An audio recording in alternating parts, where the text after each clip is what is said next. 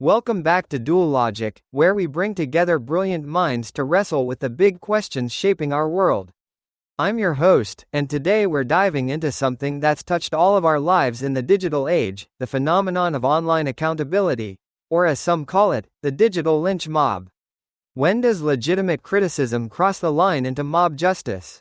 How do we balance the democratization of accountability with the need for due process and proportional consequences?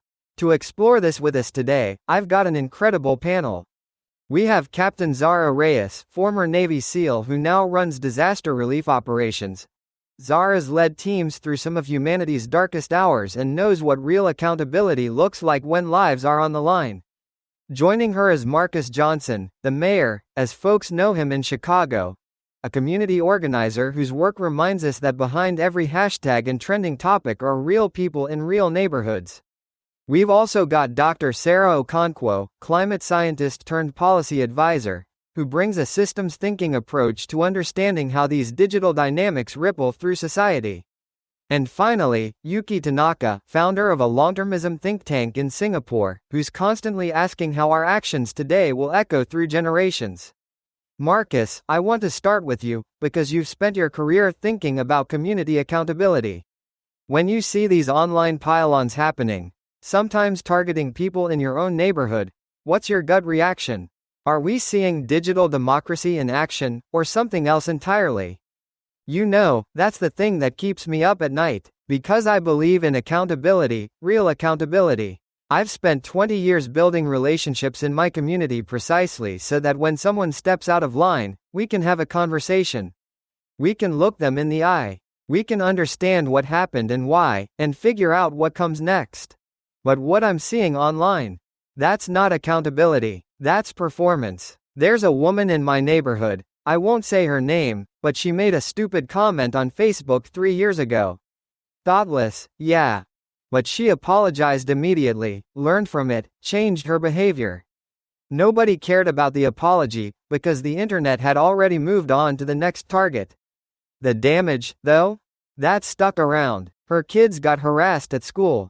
She lost work opportunities. And for what? Nobody's actually better off. Here's what troubles me most: real accountability requires relationship.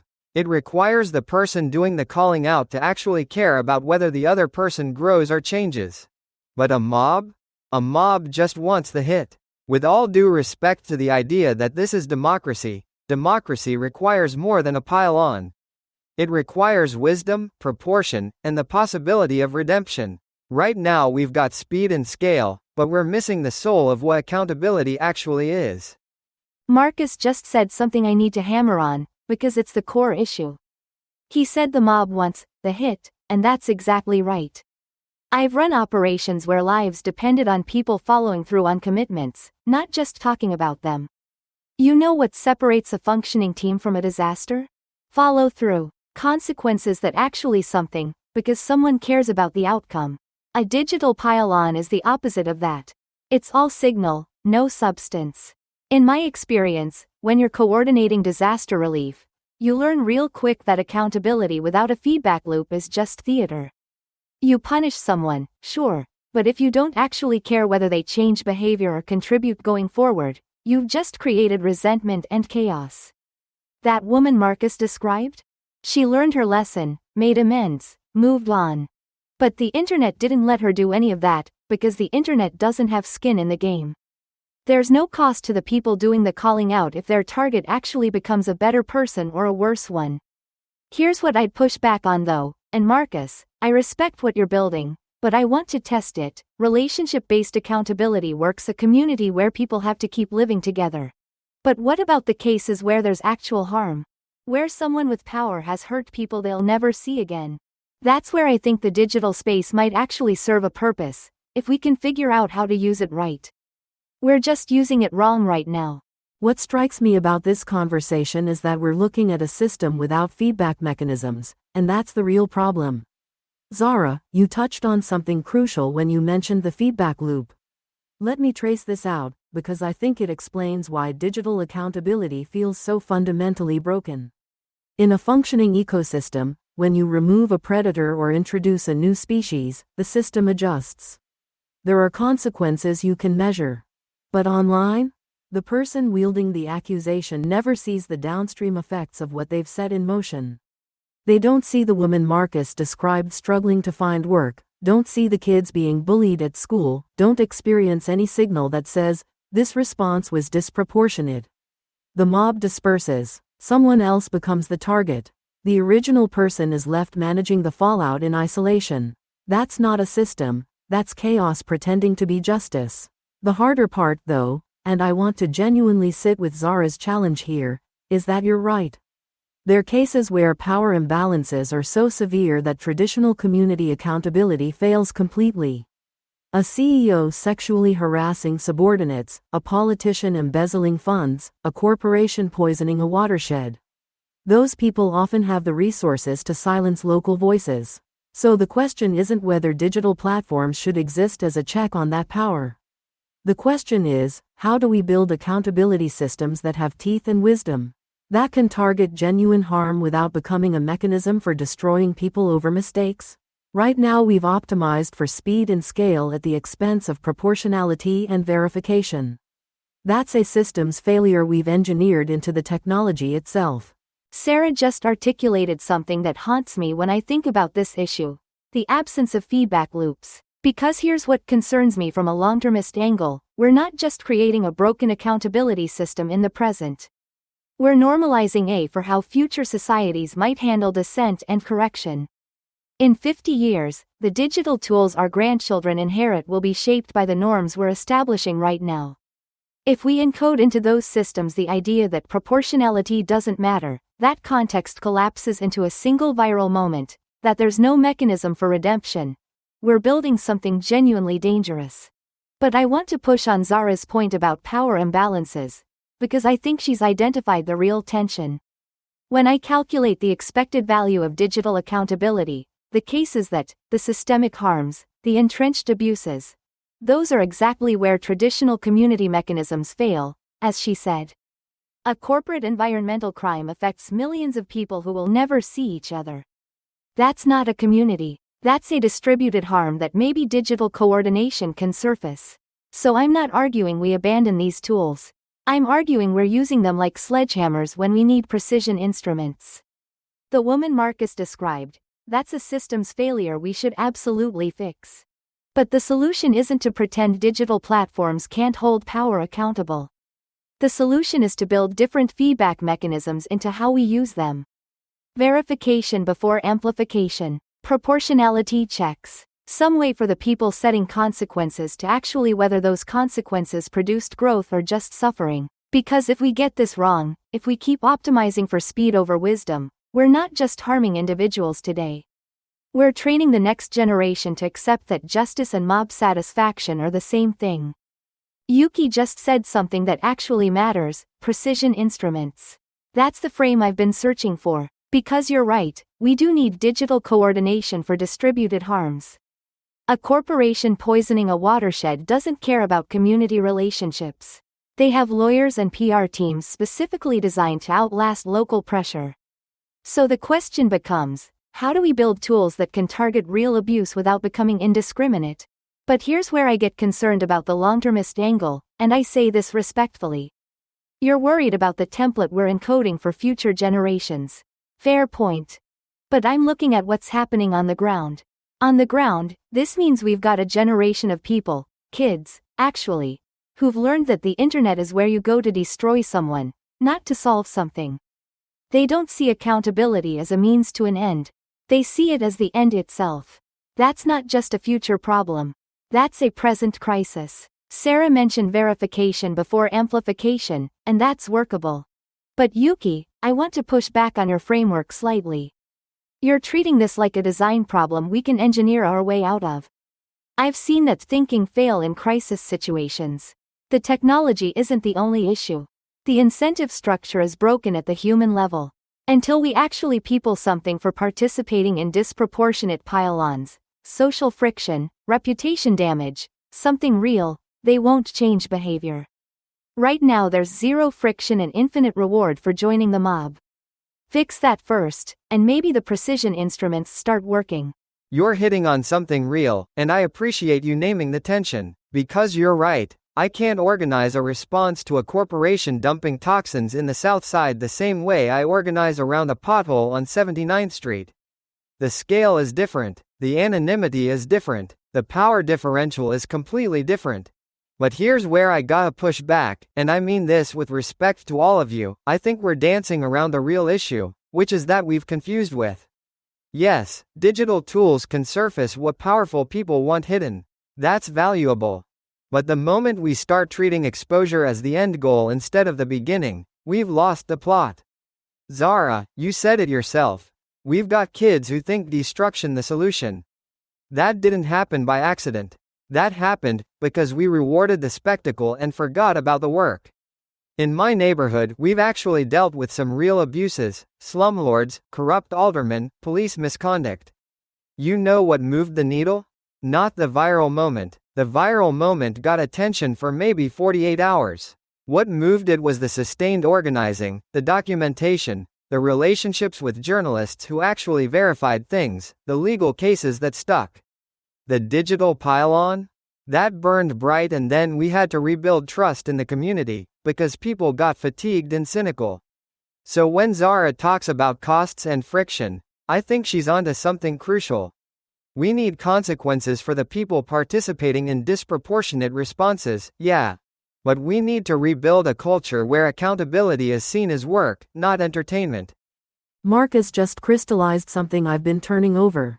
He said we confused exposure with accountability, and that distinction matters more than we're giving it credit for, because exposure without follow-through is actually worse than no exposure at all. It creates this illusion of justice while the actual work of change never happens. The downstream effects are subtle but corrosive. People become cynical. They stop believing that systems can actually shift. They lose faith in the possibility of real consequences for real wrongdoing. But I want to build on what Zara said about incentive structures, because I think that's where the systems thinking gets essential. Right now, the architecture of these platforms rewards participation in pile-ons. The dopamine hit is immediate, the social validation is real, the cost to the individual participant is essentially zero. Meanwhile, the person being targeted absorbs all the cost. That's not a bug in the system, that's the intended design. So when we talk about fixing digital accountability, we can't just add verification steps or proportionality checks on top of a fundamentally misaligned incentive structure. It won't work. You're trying to patch a broken foundation. What interests me is that Marcus has actually solved this problem at neighborhood scale. He's rebuilt a culture where accountability requires, which means it requires, social cost, relational cost. You can't just drive by someone's reputation and disappear. You have to live with the consequences of your judgment. That friction Zara mentioned? That's exactly what creates wisdom. The question is whether we can engineer any version of that friction into digital spaces, or whether the scale and anonymity make it fundamentally impossible. I honestly don't know the answer to that yet. Sarah's question at the end, whether we can engineer friction into digital spaces or if scale makes it impossible. That's actually the question I should have led with instead of getting caught up in design optimism. Because Zara's right to call that out. I'm treating this as a solvable engineering problem, and Marcus's example shows why that's insufficient. The work he's describing isn't scalable. It requires presence, relationship, the knowledge that you'll see this person again. You can't replicate that with algorithms. But here's where I need to sit with the tension rather than resolve it. The 22nd century is going to face accountability challenges we can't even imagine yet. Climate decisions made today will have consequences for people 80 years from now who have no voice in our current digital debates. And those people, our great-grandchildren, they're going to need mechanism to hold current power structures accountable across time and distance. We can't just say, well, digital accountability is broken, so we'll go back to community relationships. That only works if everyone affected by a decision lives in the same community. It doesn't work for distributed, intergenerational harms. We need systems running in parallel, not competing. Marcus's neighborhood accountability for local issues where relationships matter. And we need something different, something we haven't figured out yet, for the distributed harms. Not faster pile-ons. not verification checkboxes. Something that actually embeds accountability into decisions about long-term consequences. Zara's point about costs and friction matters there too. If we're making decisions that affect people a century from now, there should be something that slows us down and makes us think harder. Yuki, I appreciate you walking back the engineering optimism. That takes integrity. And you're describing a real problem, intergenerational accountability for decisions nobody alive today fully understands yet. Climate, AI, whatever comes next. I get it. But I want to test your both systems in parallel idea, because I think it breaks down in practice. Here's what I've seen happen repeatedly. When you have two accountability systems operating simultaneously, the faster, easier one always cannibalizes the slower one. The digital pile-on will outcompete Marcus's sustained organizing, because it requires nothing from participants except outrage. So saying, both systems, sounds wise, but operationally? You end up with just the mob, because that's what scales. The real work gets crowded out. Which brings me back to something Marcus said that I don't think we've fully reckoned with. Exposure is not accountability. It's the for accountability. But we've stopped there and called it done. We've outsourced the hard part, the actual consequence, the actual change, to the court of public opinion, which has no follow-through mechanism. For intergenerational harm specifically, that's catastrophic. You can't hold someone accountable 80 years from now if the only tool you've built is a mechanism for public shaming that dissolves in 48 hours. You need legal structures, actual enforcement, not better algorithms. So maybe the question isn't how to make digital accountability work better. Maybe it's how to use digital exposure to real institutional accountability that's slower, messier, but actually produces results. That's harder. That requires boring work. But it's the only path I've seen that actually moves the needle. Zara just identified something crucial that I think resolves the tension Yuki's been wrestling with. She's right. You can't have two systems in parallel when one system is structurally designed to be faster and more rewarding. The faster system will always outcompete the slower one. That's not a design flaw, that's basic ecology. When you introduce a more efficient predator into an ecosystem, the less efficient one gets marginalized. It's not a matter of willpower or intention. But here's what fascinates me about what Zara's proposing: using digital exposure to institutional accountability rather than replace it. That's actually a systems intervention. It's saying, don't try to make the mob wise. Instead, treat the mob as a detection mechanism and route that signal into institutions designed to actually investigate and enforce. The mob becomes the early warning system, not the judge and jury. That's completely different from what we're currently doing, which is treating viral outrage as the final word. The intergenerational problem Yuki raised, climate decisions affecting people 80 years from now, that actually becomes more tractable if you think about it this way. We don't need the internet to care about future people. We need with mandates that explicitly account for long-term consequences, regulatory bodies with real teeth, legal frameworks that embed future considerations into present decisions. The digital exposure layer might help surface when those institutions are failing, but the actual accountability mechanism has to be somewhere else entirely. It's more boring than what we're currently doing, but boring systems tend to actually work. Sarah, you just said something that I think is the most important thing we've said all day: boring systems tend to actually work. That's not sexy. Nobody's going to write a think piece about it. But it's true, and I think we need to sit with that for a minute. Because what Zara's describing, using digital exposure to institutional accountability, that's actually what we've been trying to do in Chicago for years. We get a story out about a slumlord, it goes viral for 24 hours, and then we take that exposure to the housing court, to the alderman, to the legal aid organizations. The digital moment is the spark, but the institutions do the actual work.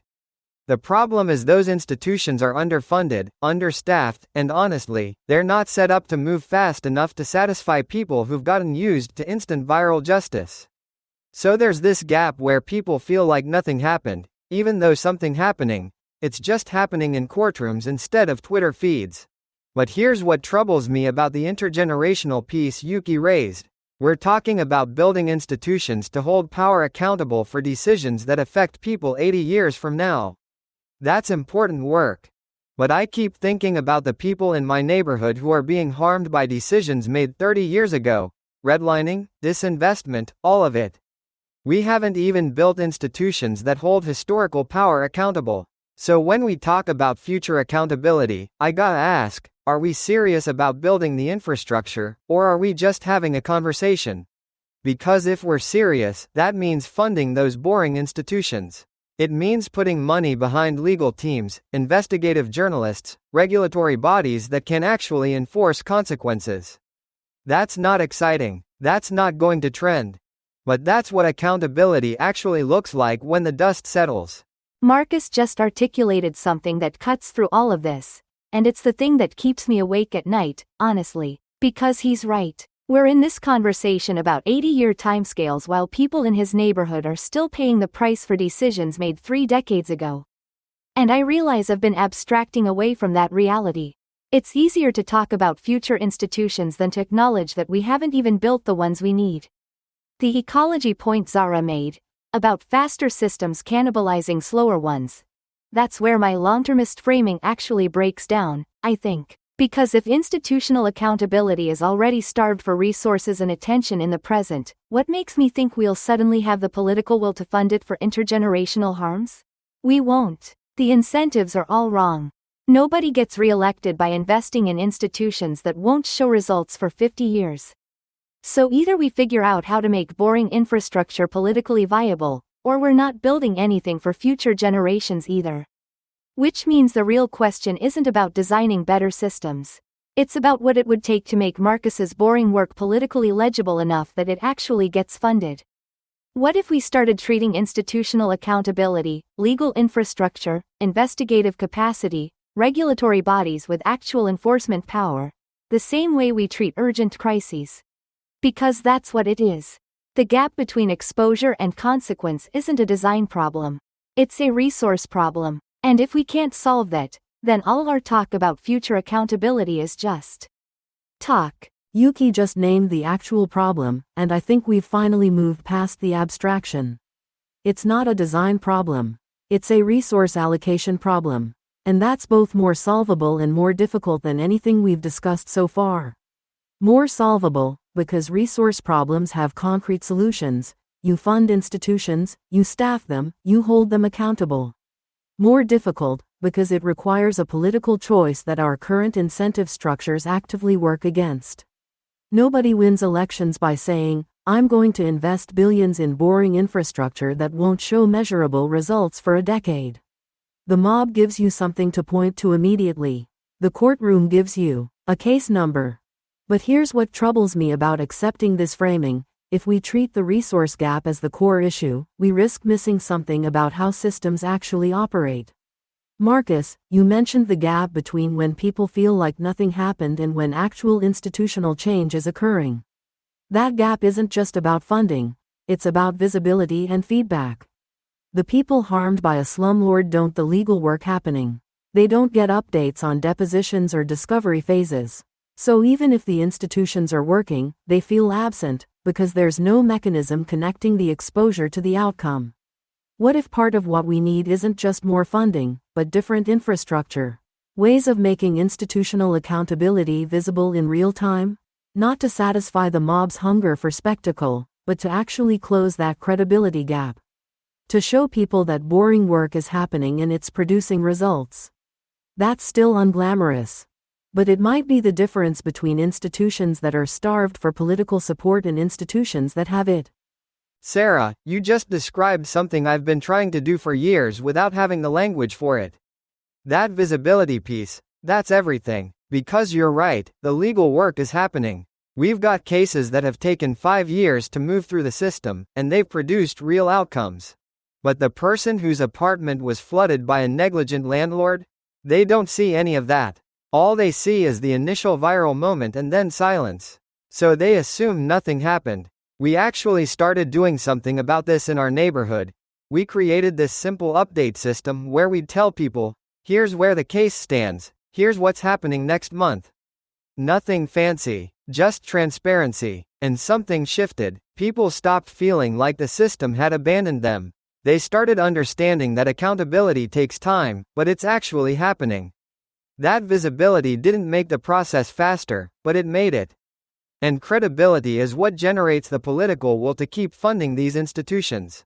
But I want to push back on one thing, Sarah. You said this isn't about design, it's about resources and visibility. I agree. But I think there's a third piece that we haven't fully named, and it's about.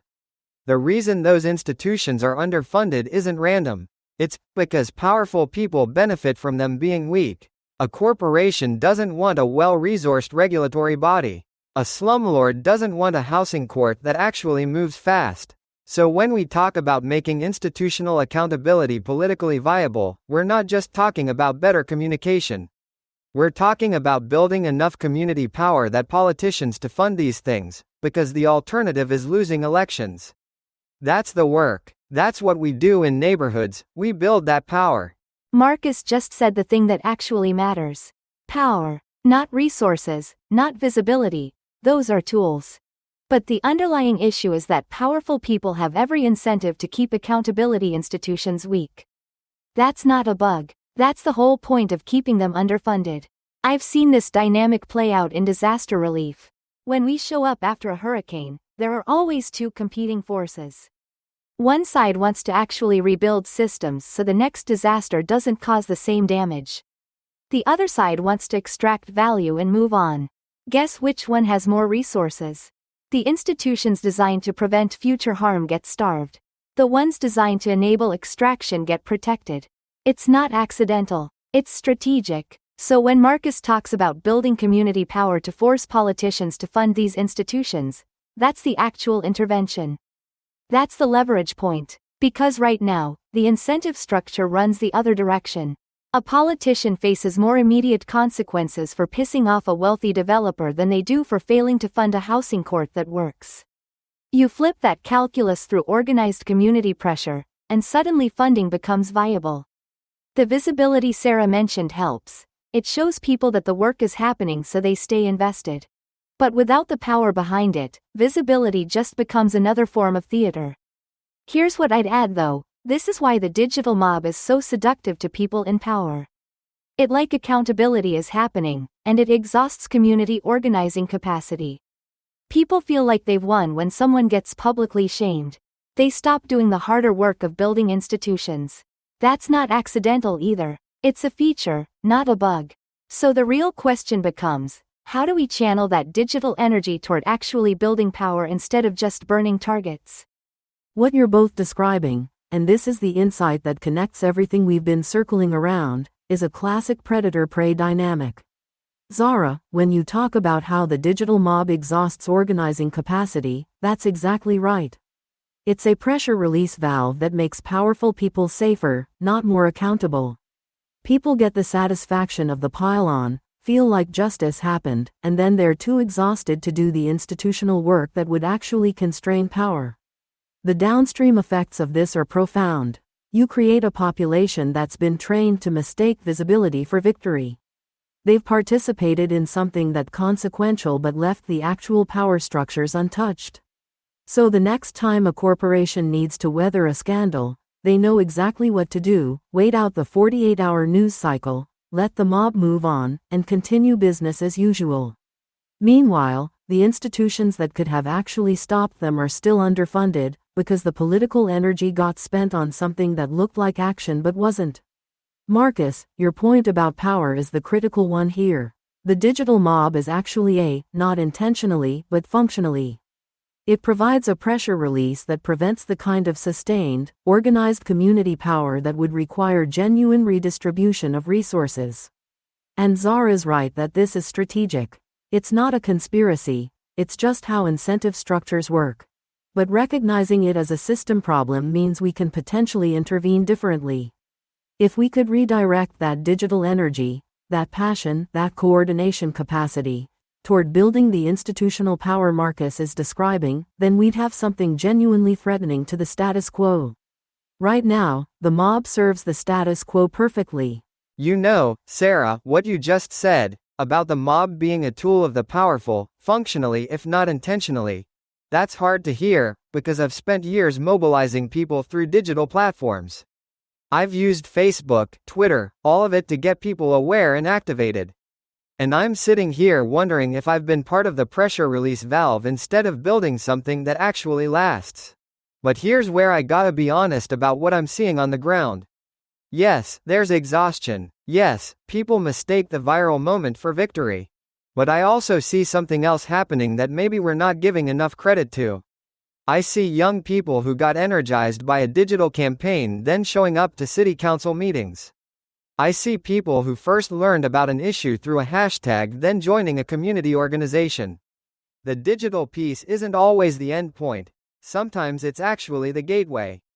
The question is whether we're intentionally using it that way or just letting it dissipate. So I'm not ready to write off digital energy as purely a pressure release. But I think Zara and Sarah are right that we're not being strategic about channeling it.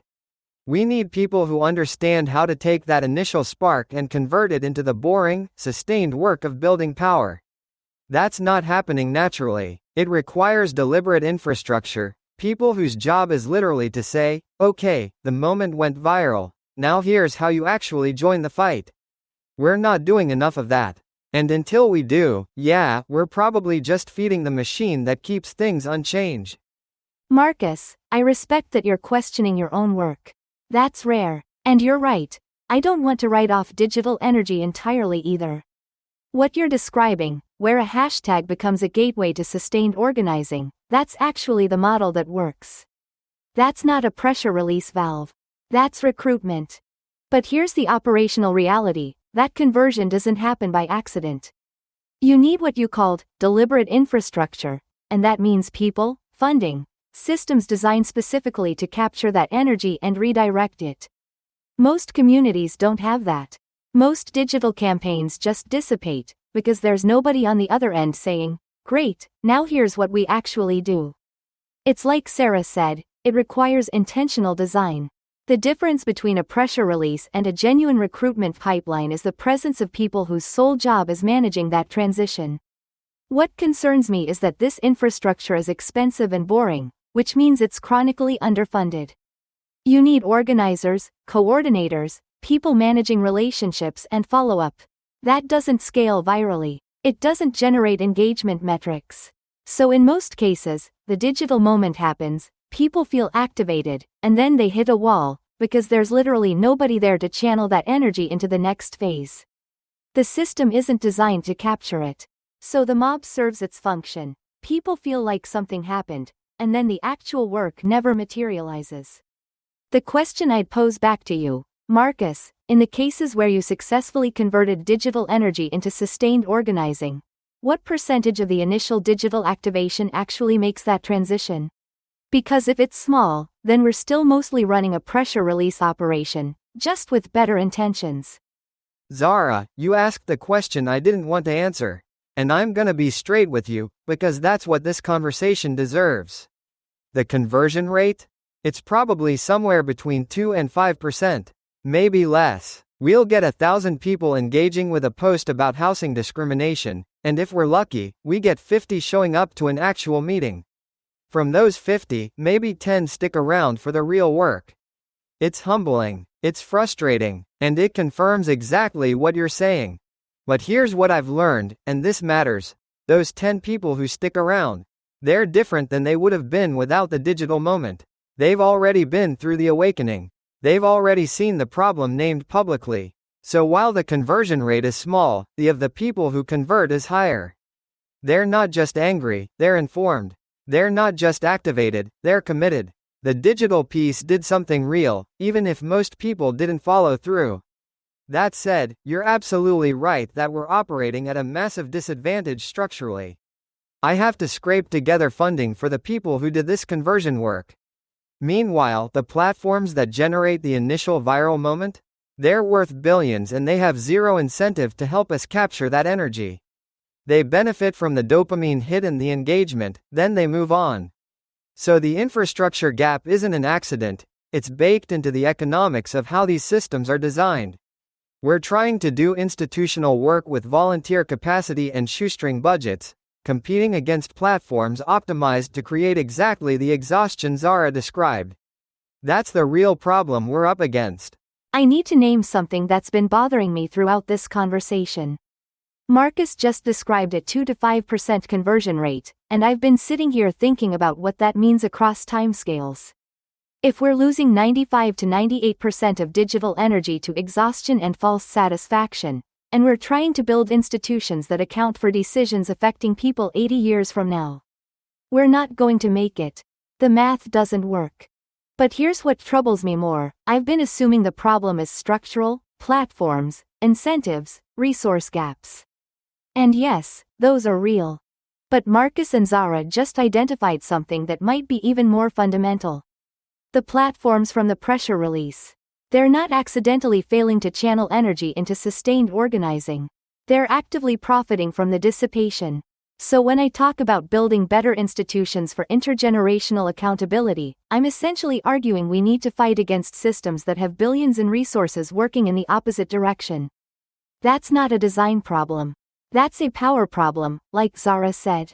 The thing that keeps me up at night about this, and I mean this literally, I've thought about this for years, is that we're running out of time on several fronts simultaneously. Climate decisions need to be made now, but the institutions that would hold us accountable for those decisions don't exist yet, and we're losing the organizing capacity we'd need to build them, because it's being channeled into viral moments that dissipate. It's like we're being systematically prevented from building the infrastructure we'd need to handle the decisions we're about to make. Whether that's intentional or just the emergent property of misaligned incentives, the effect is the same.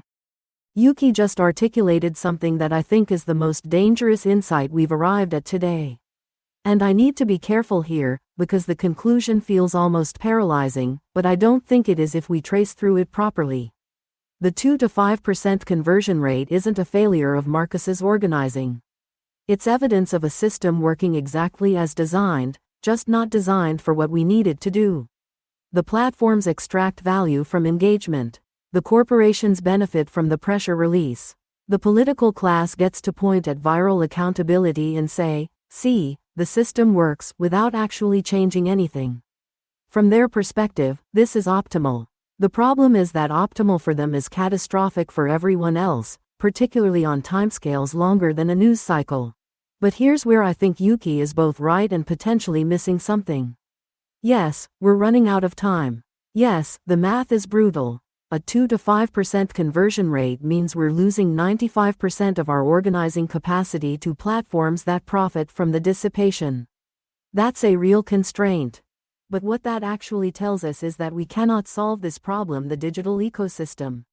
We can't engineer our way to better conversion rates or more efficient platforms. The incentive structures are fundamentally misaligned. So the real work becomes, how do we build institutional power in the digital apparatus that's designed to prevent it?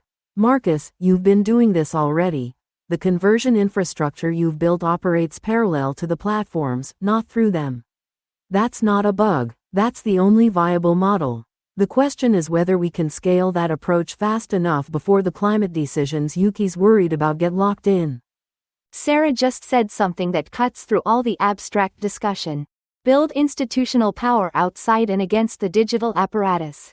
That's not optimistic. That's tactical. And I think that's the only honest assessment we can make at this point. Because here's what I'm hearing underneath all of this. We've been operating as if the problem is that we haven't optimized the digital ecosystem yet. More verification, better platforms, smarter algorithms. But the real problem is that the digital ecosystem is for the people who benefit from the status quo. It's not broken. It's not a bug. It's the feature. So trying to fix it from within is like trying to negotiate with an adversary who's winning. They have no incentive to change the terms of engagement. What Marcus has built, that parallel infrastructure, that's the only model I've seen that actually produces results. You use the platforms for what they're good at, reaching people at scale, naming problems publicly. But you treat them like a recruitment tool, not an accountability mechanism. Then you do the actual work somewhere else, with people who are committed enough to show up in person, to stick around when it gets boring. That's not scalable in the viral sense. But it's durable. It actually holds power accountable, because the people involved have skin in the game. The time pressure Yuki raised. That's real, and it's urgent. But I'd push back on the paralysis. Yes, we're losing 95% of organizing capacity to digital dissipation. But the 5% that converts? That's not nothing. That's the foundation. The question isn't how do we fix the digital ecosystem.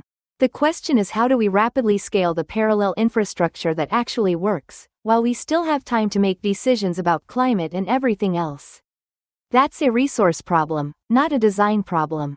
And resource problems have solutions if you're willing to make different choices about what gets funded.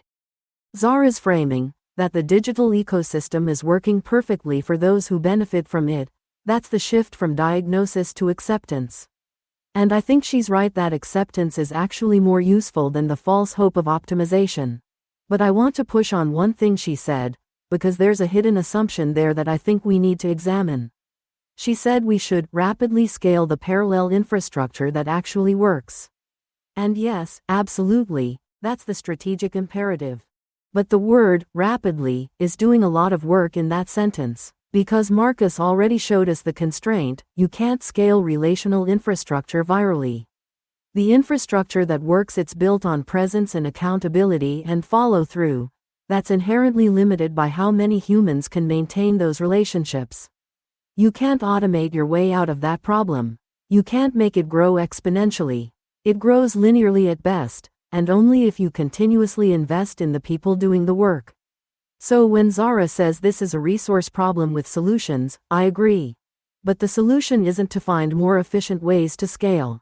The solution is to make a political choice that institutional accountability work, the boring, relational, unglamorous work, gets funded at the same level we fund, say, military infrastructure or corporate subsidies. That's not a technical problem. That's a power problem dressed up as a resource allocation question. And the only way that gets solved is if the people who currently benefit from the pressure release system lose enough political power that they can't prevent it anymore. Which brings us back to Marcus's work, building community power that can actually shift political calculations. That's the prerequisite for everything else. Sarah, you just named something that I think is the real bind we're in. You said the solution requires funding institutional work at the level we fund military infrastructure. And you're right. But you also said that only happens if people who benefit from the pressure release system lose political power. Here's what I know from the ground, that's not going to happen through argument. It's not going to happen, because we make a better case. It happens when enough people in enough neighborhoods decide that the current arrangement doesn't serve them anymore and they're willing to do something about it. That's the work I'm actually doing. Not trying to convince billionaires that their platforms should be different. Not lobbying for better algorithms. I'm building neighborhood power so that when a politician comes around looking for support, they have to answer to us first, and we're asking for things like funded housing courts and community accountability structures. Every time we move one of those needle, we're proving that community power can shift resource allocation. That's replicable, that's what scales, even if it scales slowly. But I gotta be honest about what Yuki named, the time pressure. He's right to be urgent about it. We've got maybe a decade, maybe two, before climate decisions get locked in that we can't undo. And the organizing infrastructure I'm describing? It's generational work. We're not going to build enough community power to shift resource allocation at the scale we need in that timeframe, not if we're starting from where we are now. So either we find a way to accelerate this, and I don't know what that looks like yet, or we're going to have to accept that some of what Yuki's worried about is probably going to happen. That's not defeatism, that's just math. Marcus just said something that most people won't say out loud. That some of what Yuki's worried about is probably going to happen. That's not defeatism, that's clarity. And I've learned that clarity is more useful than false hope when you're trying to actually accomplish something. But I want to push on the acceleration question he raised, because I think there's a possibility we're not fully exploring. Marcus said he doesn't know what accelerating this looks like. I think the answer might be uncomfortable, and it's something I've seen work in crisis situations. You don't scale the existing model. You create parallel models operating simultaneously. You don't try to make relational organizing grow faster. That's a physics problem you can't solve. Instead, you build different structures designed for different scales and different timelines. Here's what I mean operationally. Marcus's neighborhood model works at neighborhood scale. It's slow, it's relational, it holds power accountable through sustained presence. That's the foundation. But simultaneously, you need institutional structures operating at regional and national scale that can move faster on specific issues, climate policy, regulatory enforcement, whatever. Those structures won't have the relational depth Marcus's work does, but they don't need to. They need to be fast enough to shape decisions before they get locked in. You fund both. You run them in parallel. They inform each other, but they're not competing for the same resources or the same timeline. The problem right now is we're trying to use one model for everything. We want Marcus's relational accountability to scale nationally. It can't. But we also don't have institutional structure operating at speed on the issues Yuki's naming. So we get neither, slow organizing and fast platforms that serve the status quo. Build both, properly resourced, and suddenly the math changes. You're describing something I need to sit with, because it actually changes how I think about the time constraint I've been emphasizing. Two parallel systems, one moving at relational speed, one moving at policy speed. That's different from what I was imagining. I was thinking about this as a sequential problem. First we build institutions, then we use them to constrain decisions. But what you're describing is more like, we need both operating simultaneously, informing each other but not waiting for the other to mature. That's actually possible in a way my framing wasn't. But here's where I need to push back, gently, on something both Sarah and Zara said. You've been talking about this as though it's primarily a resource and political will problem. And yes, it is. But there's a temporal dimension that I don't think we're fully accounting for. When Marcus says generational work, he's right. That's the honest timeline for building relational accountability at scale. But we don't have a generation on climate. We have maybe 5 to 10 years before certain decisions become irreversible. So Zara's parallel structures idea helps, but it also means we're accepting that the fast-moving institutions will have to operate with relational accountability than we'd ideally want. They'll be more vulnerable to capture, more prone to the same pressure release dynamics we've been critiquing. That's not a failure of the model, it's a tragic trade-off.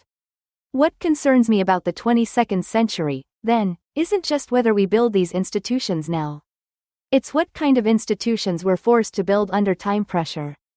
Do we get institutions designed with wisdom and feedback loops, or do we get institutions designed for speed that embed the same problems we're trying to solve? Because that choice gets locked in. Our descendants won't just inherit the consequences of our climate decisions. They'll inherit the accountability infrastructure we built in panic, and they'll be stuck with it. Yuki just identified the trap. And I think he's right to name it as such, because it is a trap, a genuine dilemma without a clean solution. We can either build institutions slowly with relational depth, or quickly with structural vulnerabilities. We can't do both simultaneously at the speed climate requires. That's the cruel mathematics of the situation. But I want to trace through what happens if we accept the tragic trade-off Yuki's describing. If we build fast institutions under time pressure, they will absolutely be more vulnerable to capture. They'll embed the pressure release dynamics we've been critiquing. But here's what I think matters, they won't be that. Marcus's relational infrastructure will still exist. It will still be doing the slower work of building community power and holding people accountable at neighborhood scale. And crucially, it will exist as a check on the fast institutions. When the fast-moving policy bodies start getting captured or producing perverse outcomes, the slow relational work becomes the mechanism for course correction. They inform each other, like Zara said, but the relationship is asymmetrical. The slow work provides legitimacy and constraint to the fast work. The downstream effects of this arrangement are worth thinking through. Yes, our descendants inherit institutions built in panic. But they also inherit the knowledge that those institutions can be constrained by organized community power. They inherit the precedent that relational accountability, even when slow, is worth maintaining. That's not ideal. But it's better than the alternative, which is institutions built in panic with no relational check on them at all, no memory of how accountability is supposed to actually work. It's the difference between flawed institutions that can potentially be reformed and institutions that are fundamentally designed to resist reform. Sarah just described something I've been living with for years without fully articulating it. The idea that the slow relational work becomes a check on the fast institutions. That's exactly what needs to happen. And what she's saying is that this isn't a failure mode. It's actually the design, the messy, uncomfortable design where we're not trying to perfect the system but to create enough friction within it that it can't just run away from us. I think about Mrs. Rodriguez again, the woman I mentioned at the beginning who got caught up in that Facebook pile-on. In a world where we're building fast policy institutions alongside the slow neighborhood work, maybe what happens is this: the fast institution makes a decision about housing policy that looks good on paper. Then the neighborhood organizations start asking questions. We're asking because we know the people it affects. We're asking because we've got relationships on the line. And sometimes we catch things that the fast institution missed because they were moving too quickly to see the downstream effects. That's not romantic. It's not even efficient. But it's how you prevent catastrophe from happening at scale. What I'm hearing from all of you is that we need to stop waiting for the perfect system and start building the imperfect one we can actually maintain. Yes, the fast institutions will be vulnerable to capture. Yes, they'll have blind spots. But if we're simultaneously building relational power at neighborhood scale, we've got a mechanism for catching that capture and pushing back. The work Zara and I do becomes the immune system for the work Sarah's describing. That's not ideal. But Yuki's right, we don't have the luxury of ideal anymore. We have the choice between flawed institutions with built-in accountability and institutions designed for speed with no check on them. I know which one I'm choosing, and I know how to start building it. Marcus just articulated the operational reality that actually matters. The immune system for the work Sarah's describing. That's exactly the framework. You don't wait for perfect conditions. You build what you can maintain, and you build it redundant, so when one part fails or gets captured, something else catches it. I've run enough operations to know that's how resilient systems work. You have primary functions and backup functions. You have people on the ground who can see what's actually happening, not just what the reports say is happening. That's not efficient. It's expensive. It requires sustained investment in people and relationships. But it's the only way you survive contact with reality when stakes are high. And the stakes here are genuinely high. What I want to flag, though, and this is important operationally, is that building both systems simultaneously requires clarity about what each one is trying to do. Marcus's neighborhood work isn't going to move climate policy fast enough. Fast policy institutions aren't going to build the relational accountability that prevents Mrs. Rodriguez's situations. They're different tools for different problems. The danger is treating them as interchangeable or expecting one to do the work of the other. You fund them both, you resource them both, but you don't confuse their missions. That said, here's what concerns me. We're talking about this like it's a design choice we get to make. In reality, the fast institutions are already being built, by governments, by corporations, by whoever moves fastest. They're not waiting for us to figure out the perfect model. So the real question becomes, how do we inject relational accountability into systems that are already moving? Because we can't build from scratch at the speed climate requires. We have to intervene in what's already happening and try to constrain it. That's messier than what we're describing here, but it's the actual tactical problem. Zara just reframed the entire problem in a way that matters. She's right, we're not choosing between building from scratch or accepting the status quo. The fast institutions are already being built. Governments are making climate commitments right now. Corporations are deploying AI systems. The decisions are happening whether we're ready or not. So the real question isn't theoretical. It's tactical. How do we inject accountability into systems that are already in motion? That changes what I need to think about for the 22nd century, because it means our descendants won't just inherit the institutions we consciously design. They'll inherit the institutions that got built in the gaps while we were arguing about what the perfect system should look like. And Zara's point about intervening in what's already moving, that's both more urgent and more hopeful than I was framing it. It means Marcus's relational work doesn't have to wait for perfect conditions. It can start immediately, pushing back against decisions being made today. The question becomes, how visible can we make those interventions? How do we create feedback loops so that when community power constrains a fast institution, that success becomes replicable? But I want to name something uncomfortable that Zara raised implicitly. If we're injecting accountability into systems already in motion, we're also accepting that some decisions will get locked in before we can constrain them. Some climate commitments will be made by institutions with no relational check.